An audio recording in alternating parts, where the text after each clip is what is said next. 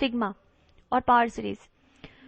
तो जैसे हमने यहाँ पे एग्जांपल लिया है कि summation n from 2 to infinity n into n minus 1 Cn x to the power n minus 2 plus summation n from 0 to infinity Cn x to the power n plus 1 as an power series.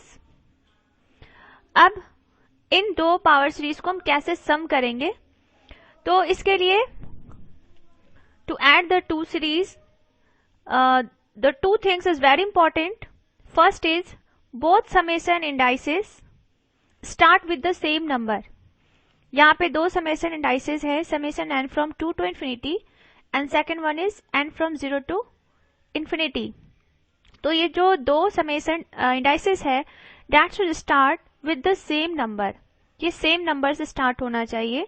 जैसे यहाँ पे ये n is equal to 2 to infinity है in first series and second series में n is equal to 0 to infinity है, तो ये दोनों सेम नंबर से स्टार्ट होने चाहिए। मतलब अगर ये n is equal to 2 to infinity है तो ये भी n is equal to 2 to infinity होने चाहिए। And the second word is in phase.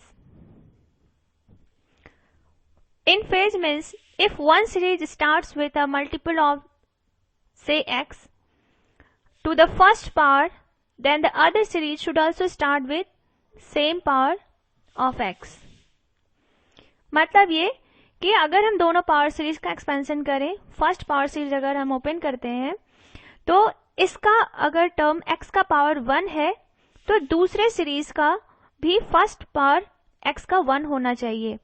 अगर हम सेकेंड एक्सपेंशन करें फर्स्ट सीरीज का और अगर उसका x का पावर 2 है तो सेकेंड सीरीज का भी सेकेंड टर्म का power x to the power 2 होने चाहिए।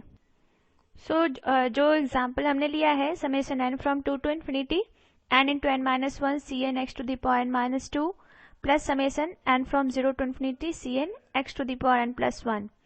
तो अगर हम इसका फर्स्ट एक्सपेंशन करें फर्स्ट सीरीज का, अगर n इज इक्वल टू 2 हम यहाँ पे रखें तो ये हो जाता है x to the power 2 minus 2 that is x to the power 0 और 2 इंटू 2 माइनस 1 मतलब 2.1.c2 x to the power 0। लेकिन यहाँ पे हम देख रहे हैं कि the first series start with x to the power 0 whereas the second series starts with x to the power 1। अगर आप n इज इक्वल टू 0 रखोगे तो x का जो पावर है वो 1 हो रहा है, तो फर्स्ट सीरीज स्टार्ट हो रहा है x टू द पावर 0 से, जबकि दूसरा सीरीज स्टार्ट हो रहा है x टू द पावर 1 से। So by writing the first term of the first series outside of the summation notation, here we see, तो जबकि हमें पता है कि दोनों x के सेम पावर से स्टार्ट होना चाहिए दोनों ही सीरीज में, तो यहाँ पे अगर हम इस x to the power 1 coefficient के इक्वल करें तो यहाँ है series start with x for n is equal to 3। अगर हम n इज इक्वल टू 3 रखें इसमें तो हमें x का पावर 1 मिल रहा है। तो यहाँ पे सीरीज जो स्टार्ट हो रहा है x का वो n इज इक्वल टू 3 पे हो रहा है, जबकि यहाँ पे n इज इक्वल टू 0 के लिए ही हमें x का पावर 1 मिल रहा है। तो यहाँ पे हमने देखा कि हमारा x का पावर सेम हो रहा है, लेकिन ये n इज इक्वल टू 3 के लिए हो रहा है और सेकंड में n इज इक्वल टू 0 पे सेम हो रहा है। पर यहाँ पे प्रॉब्लम ये है कि x का पावर तो सेम है लेकिन इंडाइसेस आर डिफरेंट। ये स्टार्ट हो रहा है n is equal to 3 to infinity और ये n is equal to 0 to infinity. तो दोनों समेशन को सेम बनाने के लिए जो भी x का पावर फिलहाल दिया हुआ है कि x का पावर n माइनस 2 है when n start from 3 to infinity, तो n माइनस 2 को हमने k सपोज कर लिया। In similar way second power series में जो n इज इक्वल टू 0 से इन्फिनिटी स्टार्ट है तो इसका power x is equal to x to the power n plus 1 है, तो यहाँ पे n प्लस 1 को k सपोज कर लेंगे।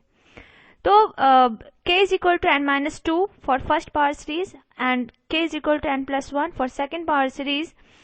We have from right side 2 into c2 plus, क्योंकि हमने n को रिप्लेस कर दिया है k plus 2 से, n is equal to यहाँ पे k plus 2 हो जाएगा, k plus 2।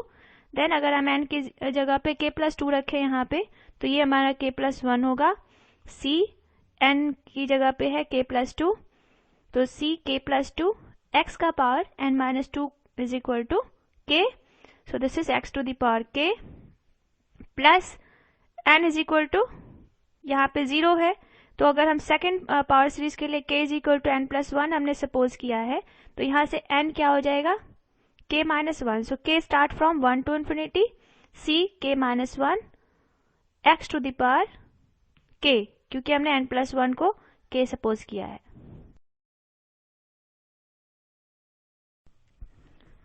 Here as we have seen कि हमने एक सीरीज में k is equal to n-2 लिया है और दूसरे में k is equal to n+1. इससे कोई कंफ्यूजन नहीं होनी चाहिए, क्योंकि जो समेशन इंडेक्स है दैट इज डमी वेरिएबल. ठीक है, तो if you keep in mind that it is the value of the summation index that is important.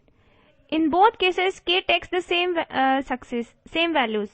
k is equal to यहाँ भी 1 2 3 डॉट डॉट है और यहाँ भी k is equal to 1 2 3 dot dot है. So there should not be any confusion. In both cases k takes on the same values. k is equal to 1 2 3 when n takes on the values 2 3 4 for this, n is equal to 2 3 4 and onward. For k is equal to n-1, for k is equal to n-2 and n is equal to 0 1 2 3 dot dot for k is equal to n+1.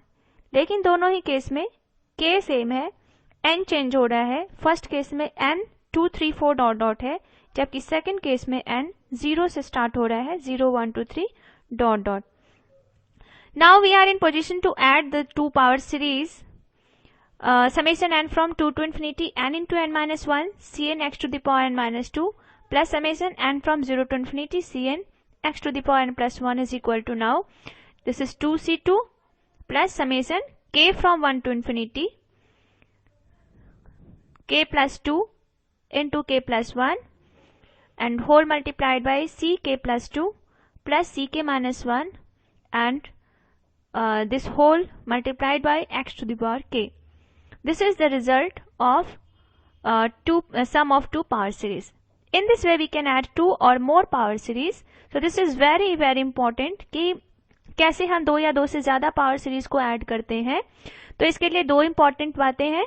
First है कि summation indices should be same, और second है कि x इन phase मतलब x का जो power है वो दोनों ही इंडाइसेस में सेम होने चाहिए. तो यहाँ हम देख रहे हैं कि x to the power k है